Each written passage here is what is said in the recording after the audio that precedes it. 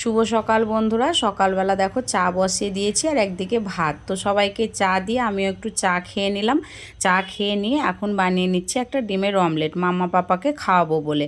তো মাম্মা পাপাকে আজকে মাই স্নান করিয়ে দিয়েছে, তো ওদেরকে একটু চুলটা চিরুনি করিয়ে দিলাম। তো দেখলাম ভাতটা অনেকটা গরম আছে, তো ভাবলাম একটু বিছানাটা পরিষ্কার করে নিই, তারপর ওদেরকে খাওয়াবো। তো বিছানা পরিষ্কার করে মাম্মা পাপা দুজনকে খাইয়ে দিলাম।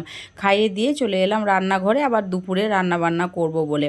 তো তোমাদের দাদা ভাই নিয়ে এসেছিল মাছ, তো মাছটা পরিষ্কার করে ধুয়ে লবণ হলুদ মাখিয়ে নিলাম আর কিছুটা মাছ রেখে দিলাম, কারণ অতটা মাছ আমাদের লাগবে না। তো তারপর এখন দুপুরে রান্না বান্না শুরু করে দিয়েছি। একদিকে ভাত বসিয়েছি আর একদিকে বসিয়েছি মাছের ঝোল। আর আজকে বিশেষ কিছু রান্না করব না, কারণ রাত্রে ফিস্ট হওয়ার কথা আছে, সেই জন্য একেবারে সিম্পল রান্না বান্না করেছি। তো রান্না বান্না কমপ্লিট করে নিয়ে বাসনপত্রগুলো ধোয়া মাজা করে নিলাম। আর এদিকে পাপা কান্না করছে, ওর বাবার কাছে যাবে, তো ওর বাবার কাছে দিয়ে আসলাম। তো আজকের